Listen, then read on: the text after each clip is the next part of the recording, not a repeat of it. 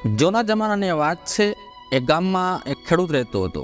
ખેડૂતને 2 પુત્રો હતા, જેમના નામ ભગીરથ અને રાધેશ્યામ હતા. ખેડૂતની ઉંમર થઈ ગઈ હતી અને એક દિવસ બંને દીકરાઓને બોલાવીને કહ્યું કે હવે મારા મૃત્યુનો સમય નિકટ આવી ગયો છે. મારી તબિયત સારી રહેતી નથી. હું ઈચ્છું છું કે મારા મૃત્યુ પછી તમે બંને ભાઈઓ સાથે હળી મળીને રહો અને સુખ શાંતિથી જીવન જીવો. વિકટ સમયમાં કામ આવે એના હાટું મેં ધન એકઠું કરી રાખ્યું છે, જે આપણા ઘરના પાછળના આંબાના ઝાડથી ઉત્તર દિશા તરફ 5 ડગલાના અંતરે જમીનમાં દાટી રાખ્યું છે. હવે તે તેમને જીવનમાં ઉપયોગી થશે. પરંતુ બેટા, તમે મને વચન આપો કે તમે બંને તેને જરૂર પડે જ બહાર કાઢશો, એના પહેલા નહીં. આટલું કયાના થોડા દિવસો પછી એ વૃદ્ધ ખેડૂતનું અવસાન થઈ જાય છે. પિતાના અગ્નિ સંસ્કાર કર્યા. 12મું વીતી ગયા પછી મોટા ભાઈ ભગીરથને તેના પિતાના અવસાનથી જરા પણ દુઃખ ન હતું. તે ઊંઘી શકતો ન હતો. તેનો જીવ તો દટાયેલા ધનમાં પરોવાઈ ગયો હતો. એક દિવસ પરોઢ થતાં પહેલાં તે જાગ્યો અને વિચારવા લાગ્યો કે નાનો ભાઈ જાગે તે પહેલાં તેણે પોતાનું કામ પૂર્ણ કરી લેવું જોઈએ, નહીં તો તેને આવી તક ક્યારે નહીં મળે. તેણે હાથમાં પાવડો લીધો અને ઘરની પાછળના ભાગમાં જ્યાં તેના પિતાએ ધન દાટ્યું હતું ત્યાં ગયો અને થોડી જ વારમાં ધનનું નાનું પોટલું ત્યાંથી બહાર કાઢી લીધું. તેણે વિચાર કર્યો કે હવે મારા જીવનમાં ક્યારેય કોઈ વસ્તુની ઉણપ નહીં આવે. ધનનું પોટલું ઠેકાણે કરીને પાછો સૂઈ ગયો અને બીજા દિવસે નાનો ભાઈ રાધેશ્યામ જમીન ખેડી રહ્યો હોય છે. તેની નજર પડી કે જમીન ખોદાયેલી હતી. જોર જોરથી બૂમો પાડી અને મોટા ભાઈ ભગીરથને જગાડ્યો કે મોટા ભાઈ, જલ્દી જાગો, ગજબ થઈ ગયો છે ભાઈ. ઘરના પાછળના ભાગમાં આંબાના ઝાડ પાસે જમીન ખોદાયેલ પડી છે. મને લાગે છે કે કોઈ ચોર આપણું ધન ચોરી ગયો છે. નાના ભાઈએ મોટા ભાઈને કહ્યું, આપણે રાજાને જઈને જાણ કરવી જોઈએ. એ સમયમાં રાજા રજવાડા યુગ હતો. મોટાભાઈ ભગીરથે કહ્યું, આપણે રાજા પાસે જવાની જરૂર નથી. હું સારી રીતે જાણું છું કે ચોર કોણ છે, જે જમીનમાં દટાયેલું ધન ચોરી ગયો છે. એટલે નાના ભાઈ રાધેશ્યામે પૂછ્યું કે શું વાત કરો છો મોટા ભાઈ, તમે જાણો છો કે ચોર કોણ છે? તો કે હા, હું જાણું છું. તો નાના ભાઈએ પૂછ્યું કે કોણ છે ચોર? ત્યારે મોટો ભાઈ ભગીરથ કહે છે કે તું ચોર છે. આટલું સાંભળતા જ નાનો ભાઈ રાધેશ્યામ ધ્રુજી ઉઠ્યો અને કહેવા લાગ્યો કે મોટા ભાઈ, તમે શું કહી રહ્યા છો?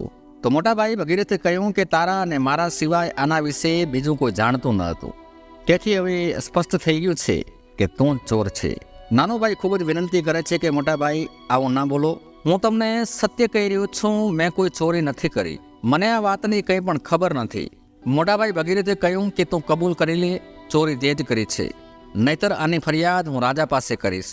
નાનો ભાઈ વિચારવા લાગ્યો કે વાત આગળ વધી તો આખા ગામમાં મારી ફજીયત થશે, મારી ઉપર ચોરીનો દાગ લાગી જશે. એટલે એણે એના મોટા ભાઈને કહ્યું કે ભાઈ, મેં ચોરી તો નથી કરી, વાતને આગળ વધારો નહીં. તો મોટા ભાઈ ભગીરથે કહ્યું કે તારા માટે આ ઘરના દરવાજા હંમેશા માટે બંધ. બોલ, મંજૂર છે?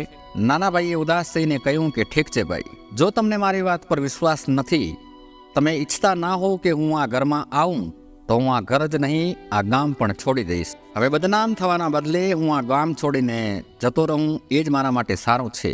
આટલું કહીને નાનો ભાઈ રાધેશ્યામ ત્યાંથી ચાલી નીકળ્યો. જ્યારે ભગીરથ નિરાતે બેસીને વિચારી રહ્યો હતો કે વાહ, આ કાંટો કેટલી સરળતાથી પોતાની મેળે જ નીકળી ગયો. હવે આ બધા ધન પર કેવળ મારો જ હક છે. અને બીજી તરફ રાધેશ્યામ ત્યાંથી ચાલતો રહ્યો. તેના મનમાં એક વિચાર એવો પણ આવ્યો કે મારા ભાઈએ તો ધન નહીં ચોર્યું હોય ને, એણે જ કોઈ ચાલતો નહીં વાપરી હોય ને. તે આવા અનેક પ્રકારના વિચારોમાં ખોવાયેલો હતો અને વિચારોમાં તે અચાનક એક મોટા પહાડની ટોચ પર પહોંચ્યો. ઉપરથી નજર કરી તો ચારે બાજુ અંધકાર ફેલાઈ ગયો હતો. ત્યારે તેને અચાનક તેના કાનમાં કોઈ અવાજ સંભળાયો કે આ 1000 તારી છે અને 1000 મારી છે. પર્વતની નીચે બેસીને 2 માણસો ભાગ પાડી રહ્યા હતા. રાધેશ્યામને એ સમજવામાં વાર ન લાગી કે આ બંને ચોર છે અને બંને ચોરીનો માલ એકબીજામાં વહેંચી રહ્યા હતા. ત્યારે અચાનક રાધેશ્યામનો પગ લપસ્યો અને બંને ચોરોની નજીક જઈને પડ્યો. અંધારાના કારણે ચોરોને કંઈ દેખાતું ન હતું અને તેઓ ભાગવા લાગ્યા. કે ભાગો, જલ્દી ભાગો, એવું લાગે છે કે આ કોઈ રાજાનો જાસૂસ છે અથવા રાજાનો કોઈ સૈનિક છે, માટે જલ્દીથી ભાગો. ચોર ગભરાટમાં તેમની ચોરીનો માલ છોડીને ત્યાંથી ભાગી ગયા. જ્યારે રાધેશ્યામની નજર એ સુવર્ણ મોહરો પર પડી ત્યારે તે મનથી ખૂબ જ ખુશ થયો. પણ પછી તેના મનમાં બીજો વિચાર આવ્યો કે આ સુવર્ણ મોહરો મારે સાથે લઈ જવી યોગ્ય નથી. હું રસ્તામાં લૂંટાઈ શકું છું. હું આને અહીં જમીનમાં દાટી દઉં અને જરૂર પડશે ત્યારે આવીને કાઢી લઈશ. એવો વિચાર કરીને રાધેશ્યામે એ સુવર્ણ મોહરોની પોટલી જમીનમાં દાટી દીધી. થોડા આગળ જઈને એક ઝાડ નીચે રાત વિતાવીને સવાર પડતાં તે ત્યાંથી પસાર થવા લાગ્યો. આગળ જતા રસ્તામાં કેટલાક લૂંટારાઓએ તેને ઘેરી લીધો અને લૂંટારાઓના સરદારે તેને કહ્યું કે તારી પાસે જે પણ છે તે કાઢીને અમને આપી દે, નહીં તો તારે જીવ ખોવાનો વખત આવશે. રાધેશ્યામે હાથ જોડીને કહ્યું કે ભાઈઓ, હું તો ગરીબ માણસ છું, મારી પાસે ધન ક્યાંથી હોય? લૂંટારાઓએ કહ્યું તું જુઠ્ઠું બોલે છે. એમ કહીને તેની બરાબર તપાસ કરી. જ્યારે તેની પાસેથી કંઈ મળ્યું નહીં ત્યારે લૂંટારાઓના સરદારે ગુસ્સામાં આવીને કહ્યું કે કંઈ વાંધો નહીં, ભલે તેની પાસે ધન ન હોય, તે હજી પણ આપણા કામમાં આવશે. તેને આપણા અડ્ડા પર લઈ જઈએ અને દેવી માતાને બલિ આપીશું. અને આટલું સાંભળતા જ રાધેશ્યામના હોંશ ઉડી ગયા.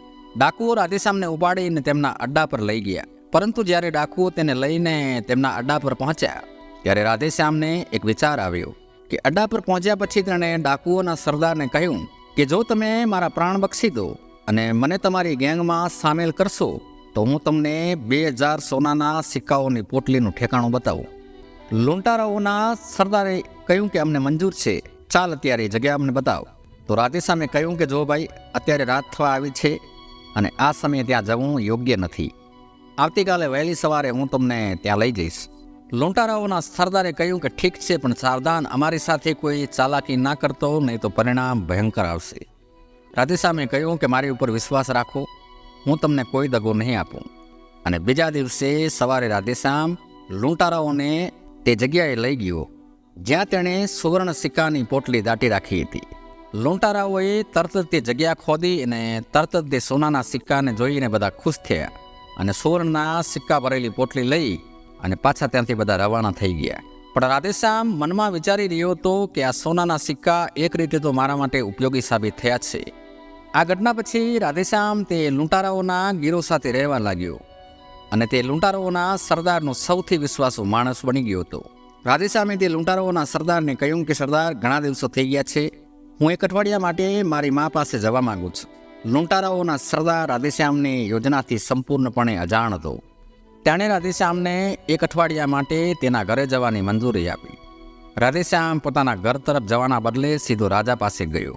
એ રાજા આ લૂંટારાઓના આતંકથી ખૂબ જ પરેશાન થઈ ગયો હતો. રાજા તેના મંત્રીને કહી રહ્યો હતો કે આ લૂંટારાઓનું કંઈક કરવું પડશે. એમના આતંકથી આપણા રાજ્યની આખી પ્રજા પરેશાન છે. એટલે મંત્રીએ કહ્યું કે રાજા સાહેબ, તમે ચિંતા ના કરશો, હું એ જ યોજના બનાવી રહ્યો છું. તે લૂંટારાઓ આતંકવાદી સમાન છે અને થોડા દિવસોમાં એ બધા કેદમાં હશે. અને તે જ સમયે રાજાનો એક સિપાહી ત્યાં આવ્યો અને બોલ્યો કે મહારાજ, લૂંટારાઓને સંબંધિત ખબર લઈને એક માણસ આવ્યો છે જે આપને મળવા માગે છે. એટલે રાજાએ કહ્યું કે ઠીક છે, તેને તરત જ અહીં લઈ આવો. રાધેશ્યામે રાજા સમક્ષ આવીને કહ્યું કે મારું નામ રાધેશ્યામ છે. એટલે રાજાએ કહ્યું કે બોલ યુવાન, એ લૂંટારાઓ વિશે તો શું જાણે છે? તો રાધેશ્યામે કહ્યું કે મહારાજ, હું તમને એકાંતમાં કહેવા માગું છું. તો રાજાનો મંત્રી બોલી ઉઠ્યો કે અહીં તો બધા જ રાજા સાહેબના વિશ્વાસપાત્ર વ્યક્તિઓ છે, તમારે જે કહેવું હોય તે બધાની સામે જ કહેવું જોઈએ. પણ રાજાએ મંત્રીને કહ્યું કે જો તે મારી સાથે એકાંતમાં વાત કરવા માંગે છે તો તમે બધા થોડીવાર માટે બહાર જાઓ. પછી રાધેશ્યામે રાજાને એકાંતમાં આખી વાત કહી જણાવીને કહ્યું કે મહારાજ, આ રીતે હું તે લૂંટારાઓનો વિશ્વાસુ માણસ બની ગયો છું અને હવે મેં તેમને મારી જાળમાં બરાબર ફસાવી દીધા છે. હવે તે લૂંટારાઓને પકડવા માટે મારે તમારી મદદની જરૂર છે. એટલે રાજાએ રાધેશ્યામને કહ્યું કે તારી ચતુરાઈ અને હિંમતથી હું ખુશ છું. હું તે ખતરનાક ડાકુઓને પકડવા માટે ગમે તે મદદ કરવા તૈયાર છું. રાધેશ્યામે કહ્યું કે મહારાજ, આવતીકાલે રાત્રે તમે તમારા ઓછામાં ઓછા 500 સૈનિકોને મારી સાથે મોકલો. હું તે બધાને તે લૂંટારુઓના અડ્ડા પર લઈ જઈશ જ્યાં સૈનિકો તે ડાકુઓ પર હુમલો કરશે અને તે લૂંટારાઓને પકડી લેવામાં આવશે. રાજાએ કહ્યું, તારી સલાહ બિલકુલ સાચી છે, તેથી હું મારા 500 સૈનિકોને તારી સાથે મોકલીશ. ત્યાં સુધી તું અમારા શાહી મહેમાન તરીકે અહીં રહી શકે છે. પછી યોજના મુજબ રાધેશ્યામ એ સૈનિકો સાથે લૂંટારાઓની ટોળી પર હુમલો કર્યો. થોડી જ વારમાં સૈનિકોએ બધા લૂંટારાઓને પકડી લીધા, જેમાં ઘણા બધા લૂંટારા મરી પણ ચૂક્યા હતા અને જે બચી ગયા હતા તેમને રાજાની સમક્ષ હાજર કર્યા.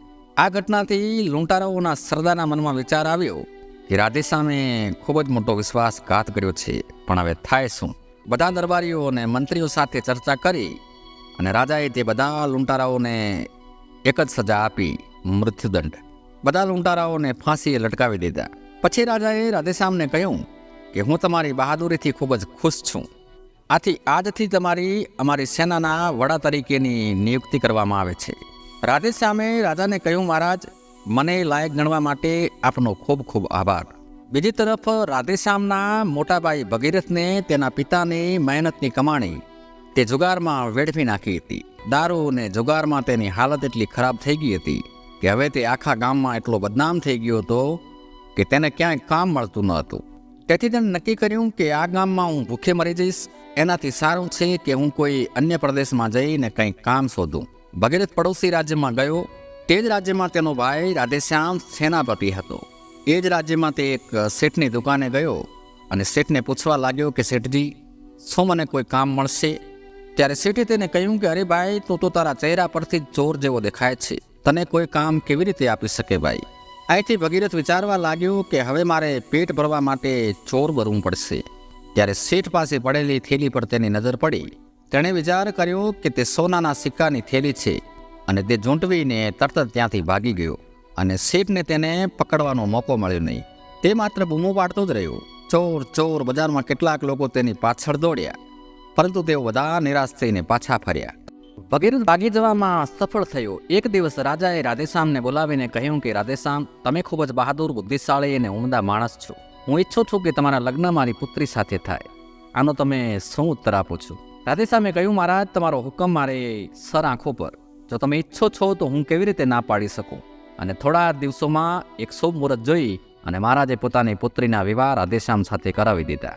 રાજાને પુત્ર હતો નહીં. થોડો વખત વીતી ગયા પછી એક દિવસ રાજા સાહેબે રાધેશ્યામને બોલાવીને કહ્યું કે હવે હું વ્રત થઈ ગયો છું, તેથી હું રાજ્યની બાગડોર હવે તમારા હાથમાં સોંપવા માંગુ છું. રાજા સાહેબે પોતાનું સિંહાસન રાધેશ્યામને સુપ્રત કરી અને બીજા દિવસથી તે તીર્થયાત્રા પર જવા નીકળી ગયા. હવે બીજી તરફ ભગીરથ મોટો લૂંટારો બની ગયો. રાધેશ્યામ રાજા તો બની ગયા, પણ સૌથી મોટી સમસ્યા ભગીરથ હતો, કારણ કે હવે તે એક પ્રખ્યાત અને ખતરનાક ચોર લૂંટેરો બની ગયો હતો, પરંતુ તેઓ તેને પકડી શકતા ન હતા. તે એક જંગલમાં ઝાડની બખોલમાં રહેતો હતો અને તે વિચારી રહ્યો હતો કે આ વખત શાહી ખજાનામાં મોટો હાથ મારી લઉં, જેથી કરીને મારે વારંવાર ચોરી ના કરવી પડે.